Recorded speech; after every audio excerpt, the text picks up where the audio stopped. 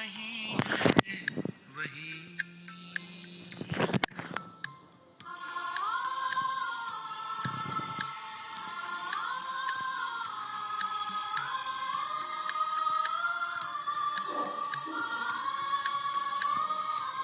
तू ही रूहों का मालिक, पिता और गुरु।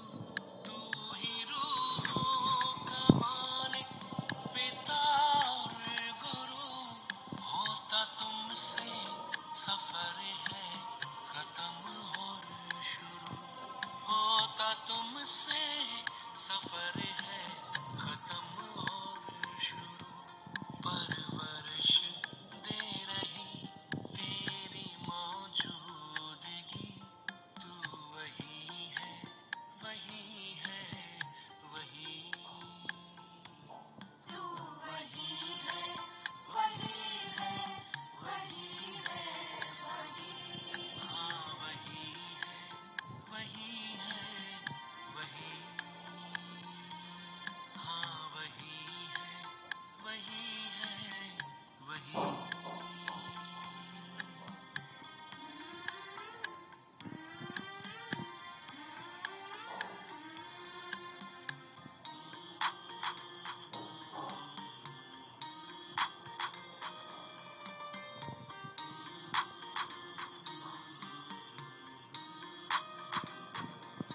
तेरा आगाज अंजाम इंसाफ है।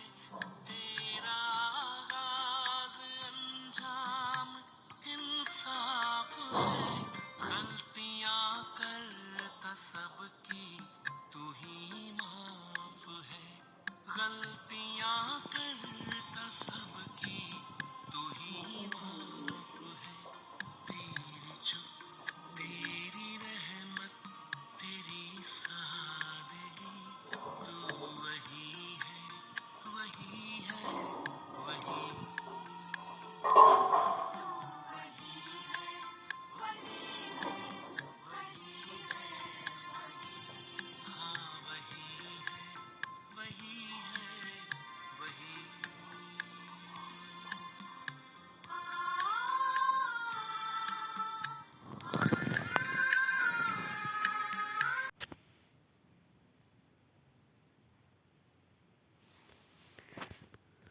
ओम शांति। बैठ जाएं आत्मिक स्थिति में और गौर से सुने बाबा आज हमको क्या कह रहे हैं। बाबा कह रहे हैं, मीठे बच्चे, यह सृष्टि व जमाना दुख का है, इससे नष्टो मोहा बनो। नए जमाने को याद करो, बुद्धि योग इस दुनिया से निकाल नई दुनिया से लगाओ। प्रश्न है, कृष्णपुरी में चलने के लिए तुम बच्चे कौन सी तैयारी करते हो और कराते हो? उत्तर है, कृष्णपुरी में चलने के लिए सिर्फ इस अंतिम जन्म में सब विकारों को छोड़ पावन बनना और दूसरों को बनाना है। पावन बनना ही दुखधाम से सुखधाम में जाने की तैयारी है।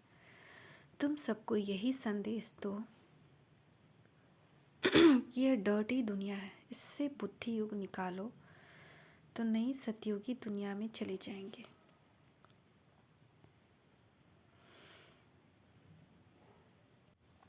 ओम शांति। इस गीत में बच्चे कहते हैं कि बाबा, बच्चों की बुद्धि चली जाती है बेहद की बाप तरफ।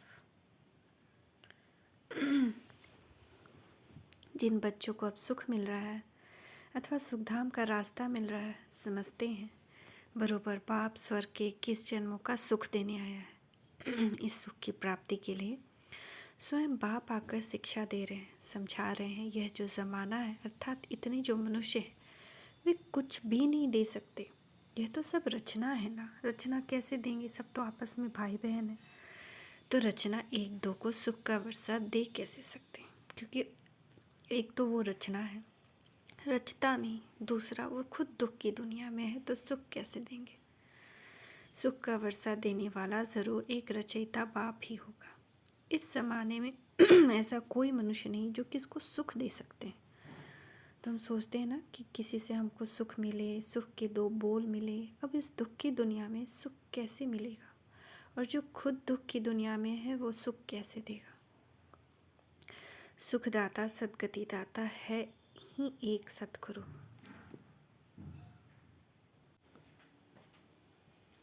अब सुख कौन सा मांगते हैं? यह तो सभी भूल गए हैं कि स्वर्ग में सुख, बहुत सुख थे, अभी नर्क में दुख है।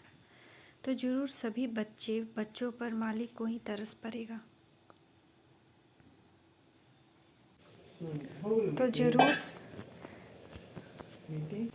जरूर सभी बच्चों पर मालिक को ही तरस पड़ेगा। बहुत हैं जो सृष्टि को मालिक को मानते हैं, परंतु वह कौन है, उनसे क्या मिलता है, वह कुछ पता नहीं। ऐसे तो नहीं कि मालिक से हमको दुख मिला है, याद करते ही हैं उनको शांति के लिए। भक्त भगवान को याद करते हैं जरूर प्राप्ति के लिए। दुखी हैं तब तो सुख शांति के लिए याद करते हैं। बेहद का सुख देने वाला एक है, बाकी हद का अल्पकाल सुख तो एक दो को देते ही रहते हैं, वह कोई बड़ी बात नहीं। भक्त सभी पुकारते हैं एक भगवान को, जरूर भगवान सबसे बड़ा है, उनकी महिमा बहुत बड़ी है, तो जरूर बहुत सुख देने वाला होगा। बाप कभी बच्चों को और जमाने को दुख नहीं दे सकते। बाप समझाते हैं तुम विचार करो, मैं जो सृष्टि अथवा जमाना रचता हूँ तो क्या दुख देने के लिए? मैं तो रचता हूँ सुख देने के लिए, परंतु यह ड्रामा सुख दुख का बना हुआ है। मनुष्य कितने दुखी हैं। बाप समझाते हैं जब नया ज़माना, नई सृष्टि होती है तो उसमें सुख होता है, दुख पुरानी सृष्टि में होता है। सब कुछ पुराना जर्जरीभूत हो जाता है। पहले जो मैं सृष्टि रचता हूँ उसको सतो प्रधान कहा जाता है। उस समय सभी मनुष्य कितने सुखी रहते हैं। वह धर्म अब प्रायः लोप होने के कारण कोई की बुद्धि में नहीं है। तुम बच्चे जानते हो नया ज़माना सतयुग था, अब पुराना है, तो आशा रखते हैं कि बाप जरूर नई दुनिया बनाएगा। पहले नई सृष्टि, नए ज़माने में बहुत थोड़े थे, बहुत सुखी थे, जिन सुखों का पारावार नहीं था। नाम ही कहते हैं स्वर्ग, वैकुंठ, नई दुनिया, तो जरूर उसमें नए मनुष्य होंगे, जरूर वह देवी देवताओं की राजधानी मैंने स्थापन की होगी ना। नहीं तो जब कलयुग में एक भी राजा नहीं, सब कंगाल हैं, फिर एकदम सतयुग में देवी देवताएं की राजाई कहाँ से आई? यह दुनिया बदली कैसे? परंतु सभी की बुद्धि इतनी मारी हुई है जो कुछ भी समझते नहीं है। बाप आकर बच्चों को समझाते हैं मनुष्य मालिक पर दोष धरते हैं कि वही सुख दुख देते हैं, परंतु ईश्वर को तो याद ही करते हैं कि आकर हमको सुख शांति दो, स्वीट होम में ले चलो। फिर पाठ में तो जरूर भेजेंगे ना। कलयुग के बाद फिर सतयुग जरूर आना है। मनुष्य तो रावण की मत पर है, श्रेष्ठ मत तो है ही श्रीमत। बाप कहते हैं मैं सहज राजयोग सिखाता हूँ। मैं कोई गीता का श्लोक आदि नहीं गाता हूँ जो तुम गाते हो। क्या बाप बैठ गीता सिखाएंगे? मैं तो सहज राजयोग सिखाता हूँ। स्कूल में गीत कविताएं सुनाई जाती हैं क्या? स्कूल में तो पढ़ाया जाता है। बाप भी कहते तुम बच्चों को मैं पढ़ा रहा हूँ, राजयोग सिखला रहा हूँ। मेरे साथ और कोई का भी योग नहीं, सब मेरे को भूल गए हैं। यह भूलना भी ड्रामा में नूंद है। मैं आकर फिर याद दिलाता हूँ, मैं तो तुम्हारा बाप हूँ। मानते भी हो इनकॉर्पोरियल गॉड है, तो उनके तुम इनकॉर्पोरियल बच्चे हो, निराकार आत्माएं। तुम फिर यहाँ आते हो पाठ बजाने। सभी निराकार आत्माओं का निवास स्थान निराकारी दुनिया है, जो ऊंचते ऊंच है। यह साकारी दुनिया फिर आकारी दुनिया है, और वह निराकारी दुनिया सबसे ऊपर तीसरे तबके पर है। बाप सम्मुख बैठ बच्चों को समझाते हम भी वहाँ के रहने वाले हैं। जब नई दुनिया थी वहाँ एक धर्म था जिसको हेवन कहा जाता है। बाप को कहा जाता है हेवनली गॉड फादर। कलयुग है कंसपुरी, सतयुग है कृष्णपुरी। तो पूछना चाहिए अब तुम कृष्णपुरी चलेंगे? अगर तुम कृष्णपुरी चलने चाहते हो तो पवित्र बनो। जैसे हम तैयारी कर रहे हैं दुखधाम से सुखधाम में चलने की, ऐसे तुम भी करो। उसके लिए विकार जरूर छोड़ने पड़ेंगे। यह सब का अंतिम जन्म है, सबको वापस जाना है। क्या तुम भूल गए हो? 5000 वर्ष पहले यह महाभारी लड़ाई नहीं लगी थी, जिसमें सभी धर्म विनाश हुए थे और एक धर्म की स्थापना हुई थी। सतयुग में देवी देवताएं थे ना, कलयुग में नहीं है। अब तो रावण राज्य है, आसुरी मनुष्य हैं। उन्हों को फिर देवता बनाना पड़े तो उसके लिए आसुरी दुनिया में आना पड़े, वह दैवी दुनिया में आएंगे, वह दोनों के संगम पर आएंगे। गाया भी हुआ है, कल्प कल्प कल्प के संगम युगे आता हूँ। बाप हमको ऐसे समझाते हैं, हम उनकी श्रीमत पर हैं। कहते हैं मैं गाइड बन तुम बच्चों को वापस ले जाने आया हूँ, इसलिए मुझे कालों का काल महाकाल भी कहते हैं। कल्प पहले भी महाभारी लड़ाई लगी थी, जिससे स्वर्ग के द्वार खुले थे, परंतु सभी तो वहाँ नहीं गए, सिवाय देवी देवताओं के। बाकी सब शांति धाम में थे। मैं तो निर्वाण धाम का मालिक आया हूँ, सभी को निर्वाण धाम ले जाने। तुम रावण की जंजीरों में फंसे हुए विकारी मूत पलीती आसुरी गुण वाले हो। काम है नंबर 1 डर्टी, फिर क्रोध लोभ नंबर 1 डर्टी। तो सारी दुनिया से नष्टो मुहा भी होना है, तब तो स्वर्ग चलेंगे। जैसे बाप हद का मकान बनाते हैं तो बुद्धि उसमें लग जाती है। बच्चे कहते हैं बाबा इसमें यह बनाना, अच्छा मकान बनाना। वैसे बेहद का बाप कहते हैं मैं तुम्हारे लिए नई दुनिया स्वर्ग कैसा अच्छा बनाता हूँ, तो तुम्हारा बुद्धि योग पुरानी दुनिया से टूट जाना चाहिए। यहाँ रखा ही क्या है, देह भी पुरानी, आत्मा में खाद पड़ी हुई है, वह निकलेगी तब जब तुम योग में रहेंगे, ज्ञान भी धारण होगा। यह बाबा भाषण कर रहे हैं ना। हे बच्चे, तुम सभी आत्माएं मेरी रचना हो, आत्मा के स्वरूप में तुम सब भाई भाई हो। अब तुम सभी को मेरे पास वापस आना है। अभी सब तमो प्रधान बन चुके हैं। तो बाबा कह रहे हैं अभी रावण राज्य है ना, तुम पहले नहीं जानते थे कि रावण राज्य कब से आरंभ होता है। आरंभ मतलब शुरू होता है। सतयुग में 16 कला संपूर्ण है, फिर त्रेता में 14 कला होती है। ऐसे नहीं कि एकदम 2 कला कम हो जाती है, धीरे धीरे उतरते हैं। अभी तो कोई कला नहीं है, पूरा ग्रहण लगा हुआ है। अब बाप कहते हैं दे दान तो छूटे ग्रहण। क्या कहते हैं, 5 विकारों का दान दो और कोई पाप नहीं करो। भारतवासी रावण को जलाते हैं तो ज़रूर रावण का राज्य है, परंतु रावण राज्य में किसको कहते, रावण राज्य किसको कहते हैं और राम राज्य किसको कहते हैं यह भी नहीं जानते। कहते हैं राम राज्य हो, नया भारत हो, परंतु एक भी नहीं जानते कि नई दुनिया नया भारत कब होता है। सभी कब्र में सोए पड़े हैं। समझा बेटा। अब तुम बच्चों को तो सतयुगी झाड़ देखने में आ रहे हैं, यहाँ तो कोई देवता है नहीं। यह बाप आकर समझाते हैं माता पिता तुम्हारे वही हैं। कौन है माता पिता? शिव बाबा। स्थूल में फिर यह माता पिता हैं।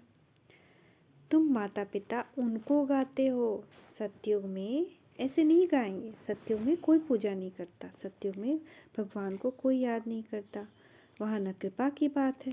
यहाँ माता पिता का बनकर यानी शिव बाबा का बनकर फिर लायक भी बनना पड़ता है। बाबा स्मृति दिलाते हैं, हे भारतवासी तुम भूल गए हो, तुम देवता थे, कितने रिच, कितने धनवान थे, कितने समझदार थे। अब बेसमझ बन दिवाला मार दिया है। ऐसा बेसमझ रावण ने तुमको बनाया है, तब तो तुम रावण को जलाते हो। दुश्मन का एफिजी बनाए उनको जलाते हैं ना। तुम बच्चों को कितना नॉलेज मिलता है, परंतु विचार सागर मंथन नहीं करते, बुद्धि भटकती रहती है। तो अगर हम मुरली का पॉइंट्स लेकर उस पर अगर चिंतन नहीं करेंगे, उस पर सोचेंगे नहीं, तो फालतू बात में बुद्धि जाएगा, है ना। तो ऐसे ऐसे पॉइंट सुनाते हैं, भाषण में सुनाना भूल जाते हैं, पूरा समझाते नहीं हैं। तुमको तो बाप का पैगाम देना है कि बाबा आया हुआ है, यह महाभारत लड़ाई सामने खड़ी है, सबको वापस जाना है। स्वर्ग की स्थापना हो रही है, बाप कहते हैं देह सहित देह के सब संबंधों को भूल मुझे याद करो। बाकी सिर्फ ऐसे नहीं कहना कि इस्लामी बौद्धी आदि सब भाई भाई, यह तो सभी देह के धर्म है ना। सभी की जो आत्माएं हैं वह बाप की संतान है। बाप कहते हैं यह सब देह के धर्म छोड़ माम एकम याद करो। यह बाप का मैसेज देने के लिए हम शिव जयंती मना रहे हैं। हम ब्रह्मा कुमार कुमारियाँ शिव के पौत्रे हैं। यह बाप का मैसेज देने के लिए क्या कर रहे हैं हम लोग? शिव जयंती मना रहे हैं, शिवरात्रि, क्योंकि कलयुग की रात में भगवान आए। हम ब्रह्मा कुमार कुमारियाँ शिव के पौत्रे हैं। हमको उनसे स्वर्ग की राजधानी का वर्षा मिल रहा है। बाप हमको पैगाम देते हैं कि मन मना भव। इस योग अग्नि से ही तुम्हारे विकर्म विनाश होंगे। किससे विनाश होंगे? किससे पाप विनाश होगा? योग से। अशरीरी बनो। अच्छा, मीठे मीठे सिकी लदे बच्चों प्रति माता पिता बाप दादा का याद प्यार और गुड मॉर्निंग। रूहानी बाप की रूहानी बच्चों को नमस्ते। रात्रि क्लास में बाबा बता रहे हैं अब तुम बच्चे स्थूल वतन, सूक्ष्म वतन और मूल वतन को अच्छी तरह समझ गए हो। सिर्फ तुम ब्राह्मण को ही यह नॉलेज पाते हो। देवताओं को तो इसकी दरकार नहीं है। तुमको सारे विश्व की अब नॉलेज है। तुम पहले शूद्र वर्ण के थे, फिर ब्रह्मा कुमार बने तो यह नॉलेज देते हो, जिससे तुम्हारी डीटी डायनेस्टी स्थापन हो रही है। बाप आकर ब्राह्मण कुल, सूर्यवंशी, चंद्रवंशी डायनेस्टी स्थापन करते हैं। वह भी संगम पर करते हैं और धर्म वाले फट से डायनेस्टी नहीं स्थापन करते। उनको गुरु नहीं कहा जा सकता। बाप ही आकर धर्म की स्थापना करते हैं। बाप कहते हैं अभी सिर पर फुड़ना है बाप की याद का, जिसे घड़ी घड़ी भूल जाते हैं। पुरुषार्थ कर धंधा आदि भी करते रहें और याद भी करते रहें तो हेल्दी बनने के लिए। बाप कमाई बड़ी जोर से कराते हैं, इसमें सब कुछ भुलाना पड़ता है। हम आत्मा जा रही हैं, प्रैक्टिस कराई जाती है। खाते हो तो क्या बाप को याद नहीं कर सकते? कपड़ा सिलाई करते हैं तो बुद्धि योग बाप की याद में रहे। किचड़ा तो निकालना है ना, आत्मा में पाप का किचड़ा है, उसको निकालने के लिए क्या करना है? काम करते भी याद में रहना है, खाते हुए भी याद में। बाप कहते हैं शरीर निर्वाह के लिए भले कोई काम करो, है बहुत सहज। समझ गए हो 84 का चक्र पूरा हुआ। अब बाप राजयोग सिखाने आए हैं। यह वर्ल्ड की हिस्ट्री ज्योग्राफी इस समय रिपीट होती है, कल्प पहले जैसे ही रिपीट हो रही थी। रिपीटेशन का राज भी बाप ही समझाते हैं। वन गॉड, वन रिलीजन भी कहते हैं ना, वहाँ ही शांति होगी। वह है अद्वैत राज्य। द्वैत माना आसुरी रावण राज्य, वह है देवता, यह है दैत्य। आसुरी राज्य और देवी राज्य का भारत पर ही खेल बना हुआ है। भारत का आदि सनातन धर्म था, प्रवृत्ति मार्ग था। फिर बाप आकर पवित्र प्रवृत्ति मार्ग बनाते हैं। हम सो देवता थे, फिर कला कम होती गई। हम सो शूद्र डायनेस्टी में आए। बाप पढ़ाते ऐसे हैं जैसे टीचर लोग पढ़ाते हैं, स्टूडेंट सुनते हैं। अच्छे स्टूडेंट पूरा ध्यान देते हैं, मिस नहीं करते। यह पढ़ाई रेगुलर चाहिए, ऐसी गॉडली यूनिवर्सिटी में एब्सेंट होनी नहीं चाहिए। बाबा गुह्य बातें सुनाते रहते हैं। अच्छा, गुड नाइट। रूहानी बच्चों को नमस्ते। रूहानी बच्चों की रूहानी माता पिता बाप दादा को याद प्यार, गुड मॉर्निंग, नमस्ते बाबा, नमस्ते, शुक्रिया बाबा, शुक्रिया। धारणा के लिए मुख्य सार, देह के सब धर्मों को छोड़ अशरीरी आत्मा समझ एक बाप को याद करना है। योग और ज्ञान की धारणा से आत्मा को पावन बनाना है। बाप जो नॉलेज देते हैं उस पर विचार सागर मंथन कर सबको बाप का पैगाम देना है, बुद्धि को भटकाना नहीं है। वरदान देखो बाप का वरद हस्त अपने ऊपर। बाप के कदम पर कदम रखते हुए परमात्मा दुआएं प्राप्त करने वाले आज्ञाकारी भव। आज्ञाकारी अर्थात बाप दादा के आज्ञा रूपी कदम पर कदम रखने वाले, ऐसे आज्ञाकारी को ही सर परमात्मा संबंधों से परमात्मा दुआएं मिलती हैं। यह भी नियम है। साधारण रीति भी कोई किसी के डायरेक्शन प्रमाण हाँ जी कहकर कार्य करता है तो जिसका कार्य करते हैं उसकी दुआएं जरूर मिलती है। और ये तो किसका दुआ है? परमात्मा दुआ है जो आज्ञाकारी आत्माओं को सदा डबल लाइट बनाती है। स्लोगन दिव्यता और अलौकिकता को अपने जीवन का श्रृंगार बना लो तो साधारणता समाप्त हो जाएगी। दिव्यता और अलौकिकता को अपने जीवन का श्रृंगार बना लो तो साधारणता समाप्त हो जाएगी। ओम शांति, ओम शांति, ओम शांति।